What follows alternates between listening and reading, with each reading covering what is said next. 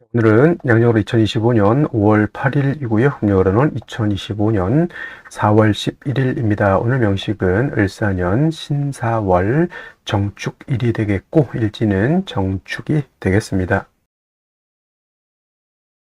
자, 사주를 분석함에 있어서, 즉 사주팔자를 분석함에 있어서 제일 중요한 것 일간, 일주라고도 이렇게 표현합니다. 일간이라고 하는 것은 월 일주의 천간 자리를 말하는 것이고요. 일주라고 하는 것은 주인 주자죠. 이 일주라고 하는 것과 또 여기에 써 있는 이 일주하고는 완전히 다르죠. 일주는 이런 이 일주 기둥주자의 천간 한 자리를 말하는 것이고, 이 기둥주자는 천일간과 일지 두 개를 다 말하는 것이다. 그래서 일간이라고 하는 것, 일주, 요 주인주자는 같은 글자인데, 사주로 볼 때 제일 중요한 것, 이 일간, 일주가 가장 중요하고요. 다음으로 월주의 지지, 월령이라고도 하고 제강이라고도 하는 이 자리가 그만큼 중요한데, 오늘 일간 어떤 일간입니까? 정이라고 하는 천간이 일간이 되겠습니다. 자, 정이라고 하는 천간, 10개의 천간 중에서 네 번째 천간이 되죠. 천간 10개 뭐가 있습니까? 갑이라고 하는 것, 그 다음에 을이라고 하는 것, 병이라고 하는 것, 정이라고 하는 것, 그 다음에 무라고 하는 것, 기라고 하는 것, 그 다음에 경이라고 하는 것, 신이라고 하는 것, 임이라고 하는 것, 그 다음에 개라고 하는 10개의 천간이 이렇게 있게 되는데, 순서대로 이렇게 볼 수가 있겠죠. 그래서 갑을은 우리가 뭘로 보냐면 오행으로 놓고 봤을 때 갑을은 목이라고 우리가 칭하고요. 병정은 화라고 칭하고, 무기는 토라고 오행으로 구분하고요. 경신은 금이 되겠고, 임계는 수가 되죠. 그래서 오늘 정이라고 하는 천간, 10개의 천간 중에서 하나, 둘, 셋, 네 번째 천간이 되죠. 정이라고 하는 천간. 그리고 오행으로 구분하게 되면 정은 화가 되죠. 불의 기운을 말합니다. 불의 기운은 뜨거운, 기운으로 봤을 땐 뜨거운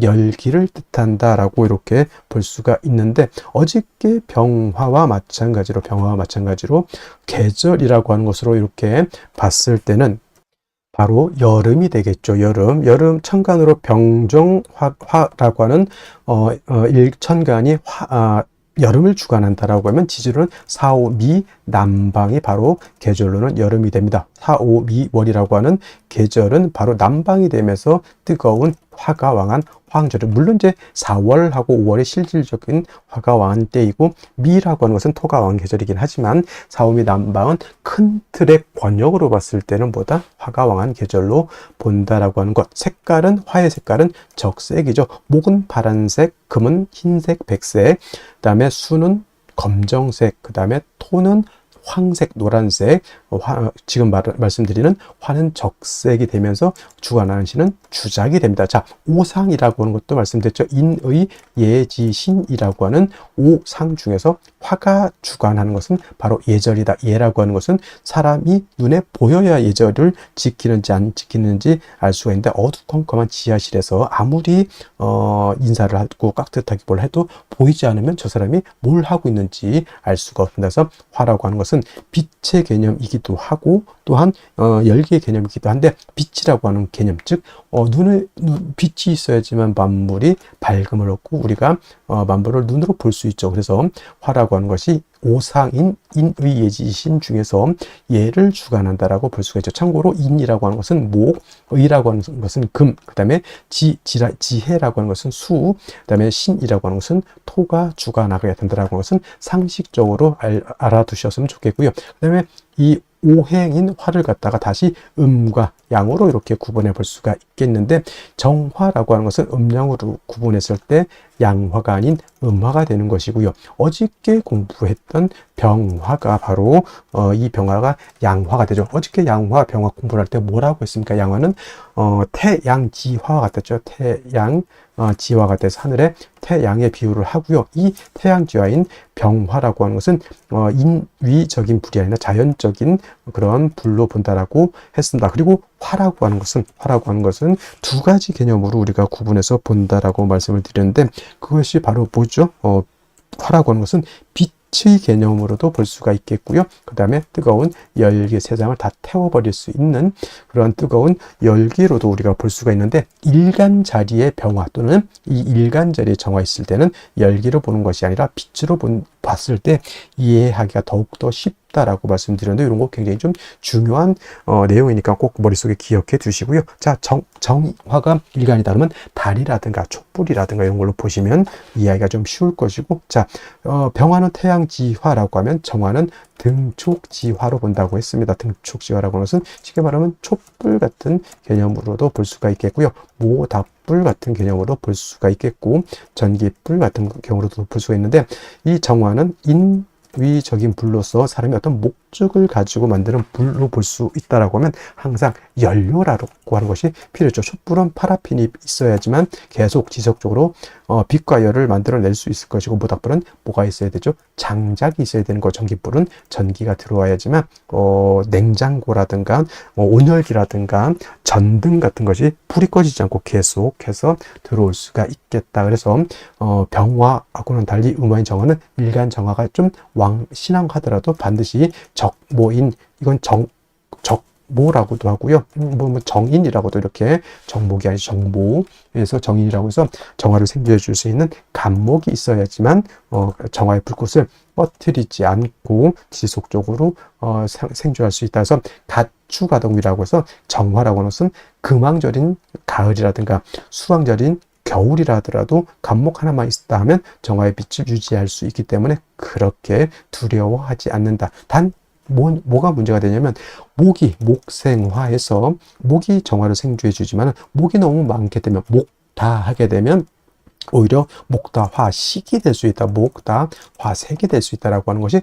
문제가 된다. 뭐냐면 나무가 불을 생해주는 것은 맞지만은, 예를 들면은 나무가 너무 많은 불을 꺼뜨린다. 우리 옛날에 그거 깡통, 대보름달 깡통 같은 거 이렇게 돌릴 때 깡통 불에 빨리 애들이 빨리 불 피우고 싶은 마음에 청량계피 하나 집어 뜰렁 넣어놓고 장작 갖다 때려 부으면 어떻게 됩니까? 불이 피는 게 아니라 불이 꺼지죠. 그게 바로 목대화식 또는 목다화색이라고도 하고요. 전기불 같은 경우 예를 들어서 220V가 전격이죠. 220V가 들어와야 되는데 20000V가 들어왔다. 집에 있는 전기 제품들은 다 박살이 날 수밖에 없습니다. 그래서 밖에 뭐가 있습니까? 변압기라고 하는 것이 있어서 20000V 넘어가는 고압의 전기를 갖다가 변압기가 거쳐서 집으로 들어올 때는 220V 정압이 들어오게 되죠. 그래서 우리가 쓸 수 있는 컴퓨터, 냉장고, 온열기, 전등 같은 거를 우리가 안정적으로 쓸 수 있다. 이 변압기가 바로 어떤 개념?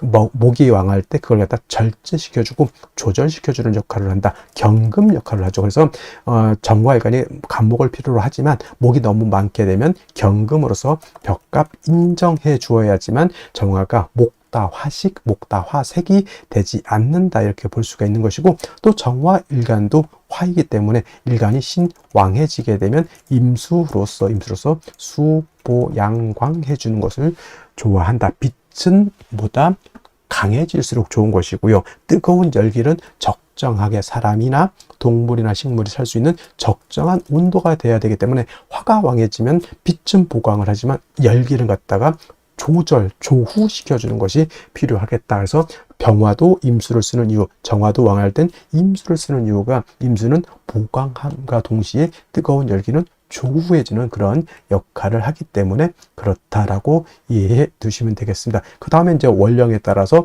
목이 왕으면 금을 쓸 것이고, 수가 많으면 목을 쓸 것이고, 토가 많으면 그때도 목을 쓸 것이고, 이 원령이 어느 글자가 오느냐에 따라서 사주 배합이 달라지겠죠. 그래서 일간의 특성을 아는 것이 그만큼 중요한 것이고, 다음으로 원령이 어느 원령, 일간이 어느 배경에 태어났느냐가 그만큼 중요하다라고 말씀을 드릴 수가 있겠습니다. 자, 일간 정화에 대해서 여기까지 설명을 드렸고요. 다음 원령에 대해서 한번 알아보도록 하겠습니다.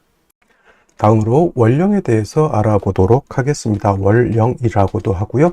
월지라고도 하고 월원이라고도 하고 또는 제강이라고 하는 표현도 쓰게 되는데, 다 같이 어디를 지칭하느냐?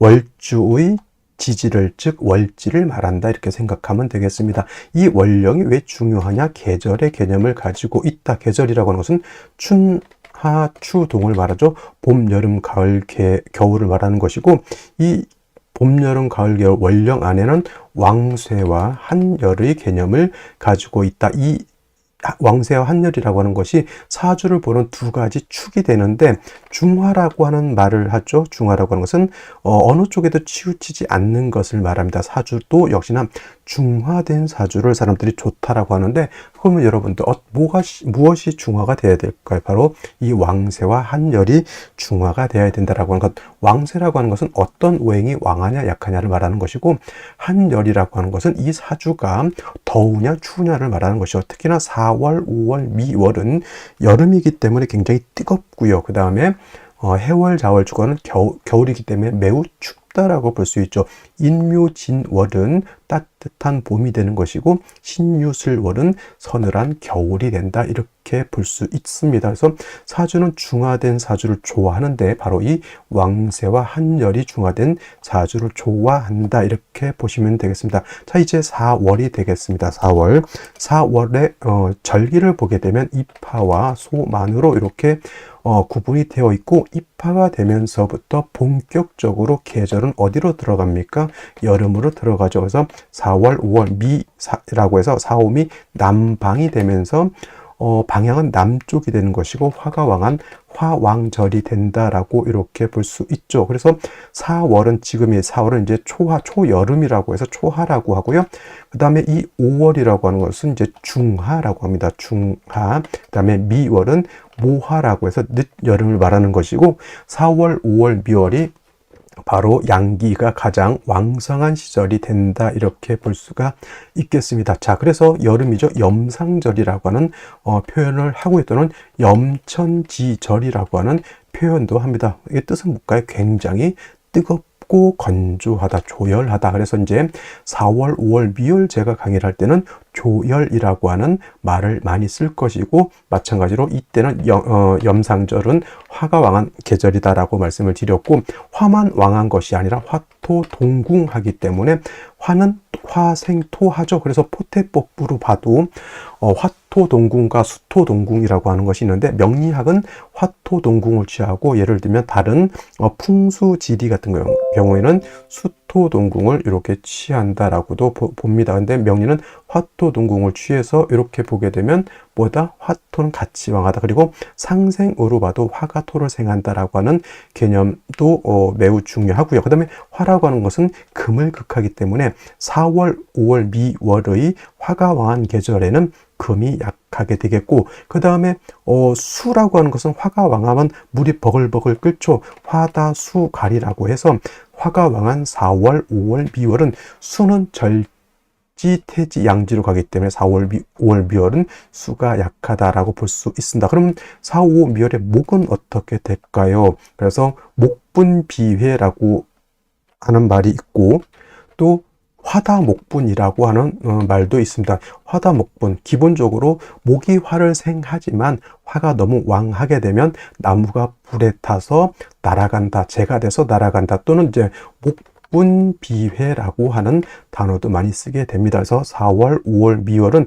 이렇게 화다수갈이 된다든가 화다목분, 그 다음에 목분비회라고 하는 것, 그 다음에 화토동궁이라고 하는 이런 단어들 꼭 기억해 두시면 좋겠습니다. 그리고 이제 4월, 5월, 미월은 너무 뜨거운 염상절이기 때문에 또 조후라고 하는 것이 매우 급박하다. 여러분들 한여름 뜨거운데 30도, 40도, 저 진짜 뜨거운 나라는 만 40, 50도 이상도 올라가는 데가 있죠. 그런 때는 뭐가 필요합니까? 반드시 차가운 냉기가 있어서 그 뜨거운 열기를 식혀줘야 되겠죠. 이 조우라고 하는 것이 바로 기후를 조절시켜준다, 이렇게 보시면 되겠습니다. 4월 너무 뜨겁다라고 하는 것, 그래서 반드시 수가 있어서 뜨거운 열기를 조절시켜줘야 되고, 수만 있어서는 약하니까 금이 있어서 금생수해서 4월의 기후를 맞춰줘야 된다라고 하는 것도 여러분들 기억해 두시면 좋겠습니다.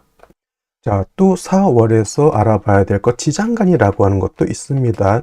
자축인묘, 진사오미, 신유술에 모두 지지의 장간이 들어가 있다. 그래서 지장간이라고 하는데, 이 사라고 하는 것 안에는 무토라고 하는 것, 경금이라고 하는 것, 그 다음에 병화라고 하는 것이 들어가 있는데, 이 무토는 초기가 되는 것이고, 경금은 중기가 되는 것이고 병화가 본기가 돼서 사의 본기는 바로 병화라고 보는 것이고 경금도 장생된 경금이기 때문에 이 경금도 세력이 없지 않아 있지만은 화가 원체 왕한 병화가 있기 때문에 경금이 그렇게 크게 세력을 얻지는 못한다라고 볼 수가 있고, 그다음에 무토라고 하는 것도 화토동궁에서 무토도 세력이 있습니다. 그래서 본시 진술충미 월에 있는 무토는 쓰지 않지만 사중에 있는 무토는 우리가 격을 취용하거나 용신을 취용할 때 무토는 쓸 수 있다 정도 기억해 두시면 되겠습니다. 그래서 4월은 최소한 요 정도, 기본적으로 요 정도는 우리가 알면서 사주를 분석해 나가야 된다라고 말씀을 드리면서 다음 넘어가도록 하겠습니다. 자, 그러면 4월에 정화일간이 태어나게 되면 사주를 어떻게 배합하는 것인지 알아보도록 하겠습니다. 자, 일간 정화라고 하는 것은 음화라고 했고요. 등촉지화라고 했습니다. 촉불 같은 개념으로 볼 수 있거나 모닥불 같은 개념으로 볼 수 있다라고 했습니다. 자, 병화는 인위적인 불이 아니라 자연적으로 발생하는 불이기 때문에 스스로 빛을 발하고 열을 발할 수 있지만은 정화는 어떤 불, 인위적인 불, 사람이 인공적으로 만든 불과 같아서 반드시 연료가 있어줘야 된다. 간목이라고 하는 것이 있어서 보다 정화의 불꽃을 조금 계속 유지시켜 줄 수 있도록 해야 된다. 이것은 4월, 5월에 정화가 태어나서 왕하더라도 간목 한 점 정도는 필요하다. 왜냐하면 정화가 4월에 태어나게 되면 일간이 물론 왕합니다. 촛불이 한쪽 1촉짜리 촛불이 있는 거하고 100촉짜리 촛불이 있는 거면은 당연히 100촉짜리 촛불이 더 밝고 크겠죠. 하지만 연료가 없으면 어떻게 됩니까? 100촉짜리 그것도 꺼지게 되죠. 5촉짜리 전구가 있고 100촉짜리 전구가 있습니다. 물론 100촉짜리 전구가 더 뜨겁고 더 밝겠지만 역시나 전기가 들어가지 않으면 다 꺼지게 되죠. 그래서 정화라고 하는 것은 왕하더라도 인성 하나 정도, 특히나 간목 하나 정도는 가지고 있는 것이 필요하다라고 볼 수가 있겠고, 4월에 정화가 태어나게 되면 역시나 원령을 얻었다, 득령했기 때문에 굉장히 왕하고요. 그다음 4월은 염상절이기 때문에 굉장히 뜨겁다라고 해서 조후도 해야 되고요. 그 다음에 정화를 갖다가 보강도 해야 된다. 반드시 수라고 하는 것이 필요하죠. 거의 4, 5, 미월은 존신이라고 칭할 정도로 수의 어떤 필요성이라고 하는 것은 굉장히 중요하다라고 볼 수 있습니다. 자, 정화도 수를 쓸 때는 임수라고 하는 것과 개수라고 하는 것이 있는데, 임수는 조후도 할 수 있지만은 정화를 보강할 수도 있다. 근데 말씀드렸던 것처럼 개수는 조후는 할 수 있지만은 보강은 화를 보강할 수는 없다. 특히나 정화는 등촉지와 촉불과 그렇기 때문에 임수는 그렇지 않다 하더라도 개수라고 하는 것을 보게 되면은 이것은 촛불을 켜놨는데, 모닥불을 펴놨는데 하늘에서 비가 내리는 것 같다, 이렇게 생각하시면 돼요. 그래서 병화와 다르게 병화는 4월, 5월에 태어났을 때, 병화일간이 왕할 때는 임수 개수를 써서 관사론자 되는 것을 꺼리지 않는다라고 했지만, 정화는 개수 보는 것을 그렇게 썩 좋아하지 않고, 정화가 개수를 취용하는 경우에는 반드시 뭐 간목이라든가 을목이라든가 무토, 기토 등이 있어서 저 개수를 통제할 수 있다라고 하면 개수를 쓸 수 있지만, 그렇지 않은 상태에서 개수를 보게 되면 촛불 켜놨는데 비 오는 것 같다, 이렇게 생각하시면 돼요. 그래서 정화는 병화와 다르게 수를 쓸 때는 임수를 더 좋아한다. 이건 정관이라서 좋아하는 것이 아니라 정화의 특성상 개수보다는 정화를 더 좋아하고, 개수를 쓸 때는 통제 장치가 있어야지만 쓸 수 있겠다라고 하는 점 꼭 기억해 두시고요. 역시나 4월이라고 하는 것은 염상절, 염천지절이기 때문에 화가 너무 왕하죠. 화가 왕하면 금도 손상을 받지만 수도 손상을 본다라고 말씀을 드렸습니다. 화다수 갈이라고 해서 화가 많아서 뜨거워지면 물은 금방 고갈돼서 증발돼서 날아가는 것이죠. 반드시 재성인 금, 경금이라든가 신금이 있어서 요 임수를 생해주는 것이 필요하다. 재성으로서 관을 생해는 재상관의 이런 구조가 되는 것이 4월의 정화가 중화를 이룰 수 있는 그러한 구조인 것이고요. 이렇게 예를 들어서 경금이라든가 신금이 있을 때 어떤 분들 일간 정화가 경금, 신금을 공격한다, 극한다, 이렇게 표현하시는 분들이 있는데, 일간은 뭐다? 심판과 같다, 또는 일간이라고 하는 것은 임금과 같다. 임금은 가만히 있는 것이고, 신하들이 이러쿵저러쿵 해서 세상을 돌리는 것입니다. 일간은 가만히 있는다. 그래서 일간 정화가 금을 극하지 않습니다. 그런 건 걱정하지 마시고 오히려 4월의 뜨거운 열기가 예를 들어서 금을 공격할 수는 있을지 모르겠지만 일간은 심판과 같다 이렇게 기억을 해 두시고요. 4월의 정화는 임수를 먼저 쓰고 경금이라든가 신금 같은 재성으로서 관을 생해주게 되면 4월의 정화가 중화를 이룰 수 있다 이렇게 보시면 되겠습니다. 자, 다시 오늘의 명식을 살펴보도록 하겠습니다. 자, 사주를 볼 때 제일 중요한 것, 일간이 어떤 일간이냐가 중요합니다. 일간이라고 하는 것은 이 사주의 주인공 또는 한 나라의 인군과 같은 개념이고요. 그 다음에 이 일간이 태어난 원령이 중요합니다. 두 번째로. 그래서 이 원령, 월지라고 하는 것은 일간이 태어난 환경 또는 배경과 같은 것이기 때문에 일간과 원령을 두 축으로 해서 나머지 글자의 배합을 보는 것이 사주를 분석하는 기본적인 방법이다라고 해서 첫째 일간, 둘째 원령, 세 번째 중요한 것은 격국과 용신이라고 하는 것도 있습니다. 저 격국이라고 하는 것은 사주의 틀, 사주의 구성을 보는 것이 격국을 보는 것이고요. 용신이라고 하는 개념, 사주 8글자 중에서 이 사주를 중화시킬 수 있는 가장 핵심적인 요소를 용신이라고 하는데, 그렇다고 하면 용신이라고 하는 것은 무엇을 중화시키는 것이냐가 또 중요한 핵심이 될 것입니다. 우리가 흔히 물어볼 때 좋은 사주는 어떤 사주이고 나쁜 사주는 어떤 사주냐라고 물어봤을 때 저는 흔히 이렇게 얘기를 합니다. 중화가 잘 된 사주가 좋은 사주이고 중화가 이루어지지 못한 사주는 좋지 못한 사주이다라고 봤을 때 그러면 무엇을 중화시킬 것이냐라고 생각해 봤을 때 두 가지가 있습니다. 바로 왕쇠라고 하는 개념하고 두 번째로 한열이라고 하는 개념이 있습니다. 왕쇠라고 하는 것은 왕하냐 약하냐라고 보는 것인데 이 좋은 말로 이제 왕상휴수라고 하는 개념으로 설명하기도 합니다. 이 왕쇠라고 하는 것은 사주 8글자 안에 5가지 오행이 있습니다. 목화토금수라고 하는 오행이 들어가 있는데 이 오행 중에서 어느 오행이 왕하냐 또는 어느 오행이 약하냐를 보는 것이 왕쇠를 보는 것인데 그 중에서도 역시나 중요한 것은 일간이 왕하냐 약하냐가 가장 핵심적인 요소가 될 것이고요. 자, 한열이라고 하는 개념은 다른 말로 한난조습이라고도 하는데 한난조습이라고 할 때 한은 차가운 것을 말합니다. 그 다음에 나는 뜨거운 것을 말하는 것이고 조는 건조한 것, 습은 물기가 있어서 습기가 많은 것을 이렇게 말하는데 사주라고 하는 개념은 그냥 글자 8글자가 아니라 시간의 개념과 공간의 개념을 같이 가지고 있습니다. 그래서 사주라고 하는 것도 사람, 동물, 식물이 살 수 있는 좋은 환경이 되어야지만 좋은 사주가 될 수 있는데 그것이 바로 한열, 한난조습이라고 이렇게 표현을 하는 것이죠. 왕쇠에서 유출돼서 나오는 용신법이 왕하냐 약하냐를 보는 것이기 때문에 억부용신법이라고 하고요. 한열이라고 하는 것에서 나오는 용신치용법이 바로 조후용신법이라고 합니다.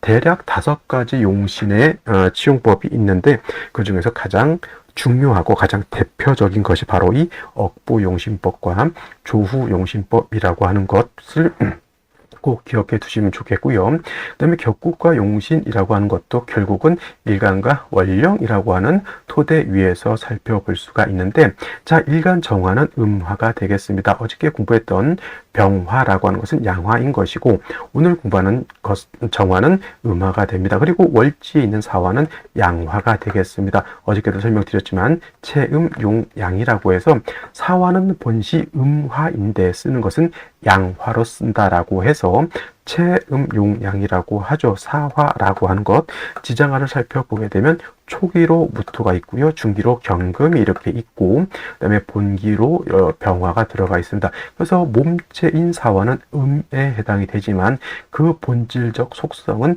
양의 기운을 이렇게 가지고 있어서 사화는 체음용양으로서 양화로 봅니다. 그래서 정화가 4월에 태어나게 되면 음대 양의 관계가 성립이 되고 화가 화를 받기 때문에 저거는 겁재 이렇게 되겠습니다. 그래서 그렇다고 해서 정화가 4월에 태어나게 되면 겁재격이냐 그렇지 않고요. 뭐 딱히 이 4월의 정화를 용신으로 격국을 잡을 때 이렇다 할 것이 없습니다. 그리고 정화가 5월에 태어나게 되면 그것이 걸록격이 되는데 4월은 그래서 걸록격으로 볼 수는 없죠. 그래서 저는 그냥 걸록격에 준해서 본다라고 해서 준걸록격으로 이렇게 표현을 합니다. 즉 일간이 원령을 득령했기 때문에 신왕사주가 된다. 이렇게 정도 정리를 해 두시면 되겠고요. 만약에 여기 경금이라고 하는 것이 이렇게 천간에 투출하게 되면은 요거는 이거 가지고 격을 잡을 수가 있겠습니다. 이거는 음금이 양금을 받기 때문에 저거는 정제격이 되는 것이고, 혹자에 따라서는 무토가 투출하면 이걸 가지고도 격을 잡는다라고 해서 이거를 상관격으로 보기도 합니다. 이거는 이제 견해의 차이가 있으니까 이렇게 보기도 하는구나 정도만 여러분들 기억해 두시면 좋겠고요. 일단 아무것도 투출되지 않았다 그러면 정화가 4월에 태어나게 되면 마치 걸록격과 같이 원령을 얻어서 신왕하다라고 보시면 되겠습니다. 근데 이제 정화라고 하는 것은 병화와 달라서 정화는 등축지화라고 했습니다. 그래서 정화는 아무리 원령을 득해서 왕하더라도 간목 한 점 정도 또는 지지로 인목 한 점 정도는 있어서 정화를 생조해주면 좋을 겁니다. 왜냐하면 정화가 4월에 태어나서 왕하다라고 하는 것은 촛불의 전기불이 촉수가 60촉이 아니라 100촉짜리일 수는 100촉이라고 볼 수는 있겠지만은 전기가 들어오지 않으면 그 전기불은 꺼지게 되겠죠. 그래서 항상 정화의 불꽃을 유지하기 위해서는 간목 한 점 정도 왕하더라도 있는 것이 필요하다라고 보여지고요. 일단 4월에 정화가 왕하기 때문에 신왕하기 때문에 조열해지는 것은 어쩔 수 없죠. 그래서 가장 급선무는 4월에 정화가 태어나기 때문에 너무 뜨겁고 조열하기 때문에 이 뜨거운 열기를 갖다가 조절시켜 주는 것이 필요합니다. 그래서 먼저는 임수를 얻어서 뜨거운 열기를 갖다가 조절시켜 주는 것이 필요한데, 4월이라고 하는 것은 화는 임관지가 되지만 근데 수는 여기가 절지가 됩니다. 그래서 화는 왕하고 수가 약하기 때문에 화다수갈이 될 수 있죠. 그래서 임수만 있어서는 안 되고 재성인 금이 이렇게 있어서 관성을 이렇게 생해주는 재생관의 이렇게 국세가 된다라고 하면 4월에 정화가 태어났을 때 중화를 잘 이룰 수 있는 그런 구조가 되는데, 임수를 용신을 취용할 때 만약에 무기토 등의 식상이 많이 있다라고 하면 토는 수를 극하기 때문에 임수가 파극이 되거나 또 임수가 또는 탁수가 될 수도 있기 때문에 토가 많아지는 것은 결단코 좋을 수는 없습니다. 기본적으로 그래서 4월에 정화가 태어나게 돼 물론 기본적으로 간목 정도 있으면 기본적으로 좋은 것이고요. 그 다음에 사주가 조열하기 때문에 임수, 그 다음에 약한 임수를 도와줄 수 있는 경금이 필요하다. 재생관의 구조가 되면 좋을 것이다 라고 보여지고요. 개수는 임수가 없을 땐 개수를 쓰기는 하지만 정화 입장에서 개수라고 하는 한 수를 쓰기는 조금 어렵다. 왜냐하면 정화 입장에서 개수라고 본다라고 하면 촛불을 켜놨는데 비가 내리는 것과 같기 때문에 안전장치, 예를 들면 진짜 개수가 천간에 있는데 개수만 있는 것이 아니라 간목이 같이 있다라고 하면 저 개수를 쓸 수는 있지만은 그렇지 않고 개수만 천간에 투출되어 있을 때는 임수와는 달리 개수는 정화 입장에서는 조금 부담스러울 수 있다까지 기억해 두시면 좋겠습니다. 자, 먼저 연지 보도록 하겠습니다. 연지 보게 되면은 사화가 있습니다. 자, 사화라고 하는 것은 정화 입장에서는 겁재가 되는 것이고요. 그 다음에 4월에 다시 사화를 봤죠. 4월이라고 하는 것은 염상절이면서 화가 왕한 화왕절이 된다라고 했고요.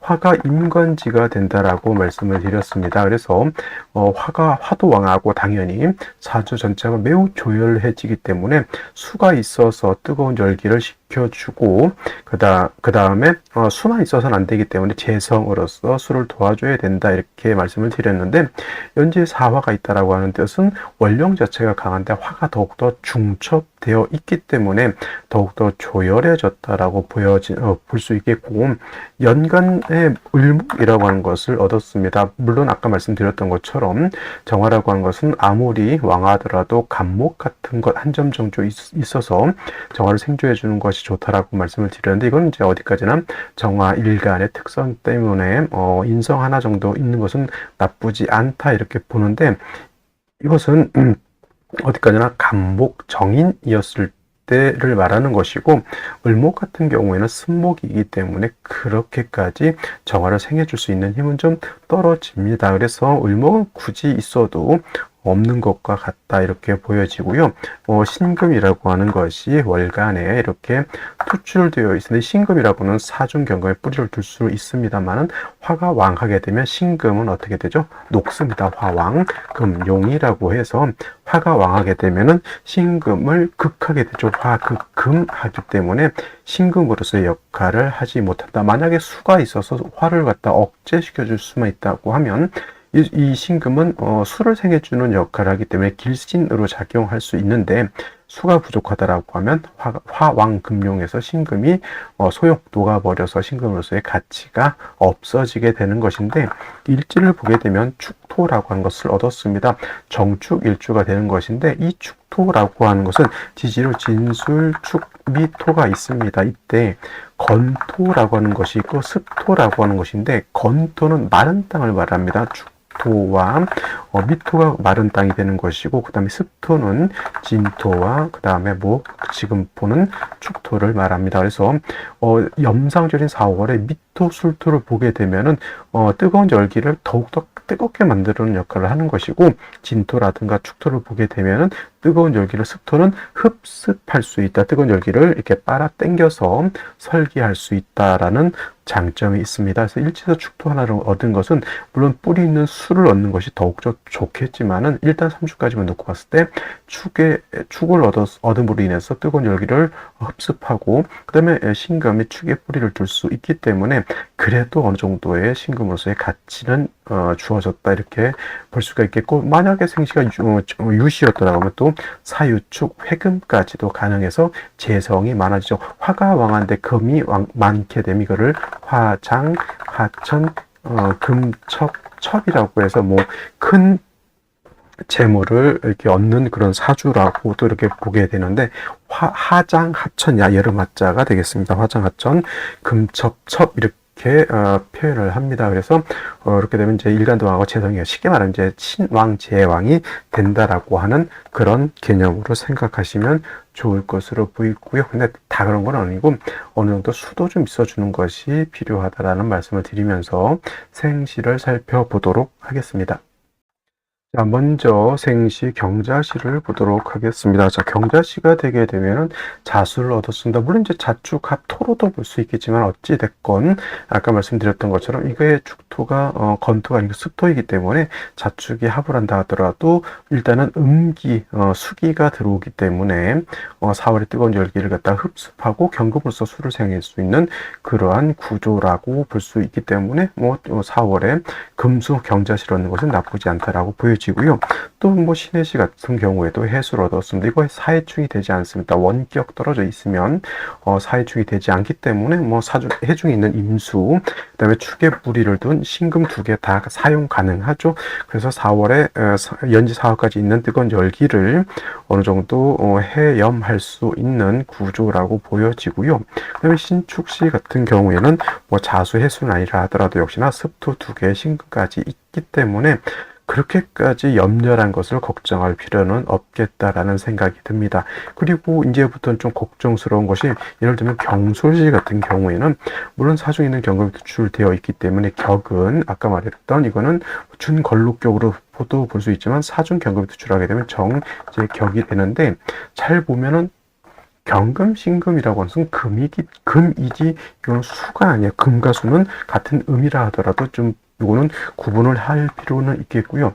물론 경신금이 축에 뿌리를 뒀다라고 하지만은 솔직한 말로 이 축만 없다라고 하면 매우 건조한 사주가 된다라는 얘기죠. 술토는 아까 말씀드렸던 것처럼 술토는 건토가 됩니다. 그래서 사주를 좀 건조하게 만드는 역할을 하죠. 그래서 이런 경우에는 금수, 운은 금수, 운으로 가는 것이 좋을 것이고, 그다음에 인민시 또는 계묘시 마찬가지가 되겠는데, 인목 아까 말했던 간목 또는 인목 하나 얻으면 좋다라고 했는데 인목을 얻었고요. 그다음에 사사 2개가 있기 때문에 이건 일간이 굉장히 왕합니다. 그래서 임수만 가지고는 뜨거운 열기를 갖다가 해염하기는 좀 부족하죠. 그리고 또 한 가지 좀 단점이, 자꾸 임수하고 일간 정화하고 서로 타합하려고 하는 것이 좀 단점이기도 합니다. 그래서 그것이 또 하나의 문제점이라고 보여지고요. 그렇다고 해서 뭐 이미지는 뭐 크다 나쁘진 않지만은 역시 운은 어디로 가야 된다?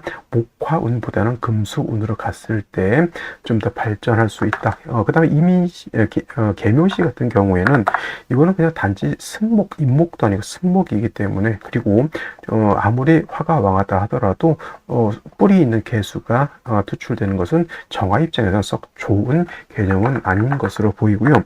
갑진시 같은 경우에는 이제 아까 말했 이민시는 임목을 얻었고 갑진시는 갑목을 이렇게 얻게 됩니다.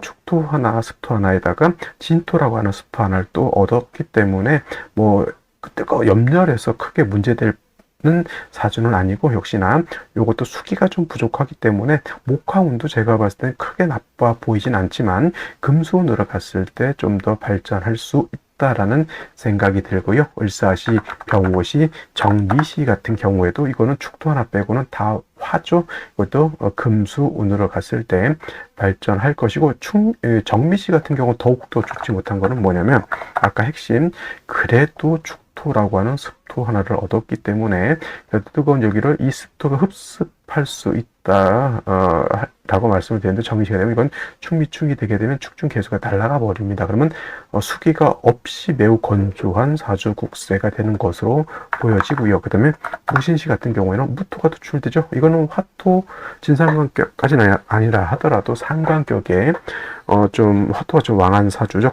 그래도 이제 신금 하나를 이렇게 얻어서 신중에 있는 임수, 신중에 있는 경금을 취용할 수 있습니다. 이 정도만 되더라도 예를 들면은 수기가 너무 부족해서 문제가 된다 이렇게까지 보지는 않습니다. 근데 이제 이 중에서도 어떤 생시를 얻을 것이 가장 좋으냐 이런 것은 이제 문제가 될 수 있겠다. 저라면 뭐 갑진시 정도 이렇게 선택하는 것도 나쁘지 않아 보이고요. 금수운으로 간다라고 생각을 한다고 하면 뭐 갑진시나 병오시 정도 이렇게 보는 것도 나쁘지 않다. 특히 여명의 경우에는 갑진 병오시를 선택하는 것이 좀 더 좋을 거예요. 왜냐하면 초년에 이모대운, 계미대운이 화운이라 하더라도 임계수가 천간에 들어오고 있죠. 그 다음에 갑신올리 병술정에 특히 이제 중간에 병술이라고 하는 대운이 있긴 하더라도 그래도 제가 봤을 때는 뭐 갑진 병호 정도 선택하는 것도 괜찮지 않을까라는 생각을 해보게 됩니다.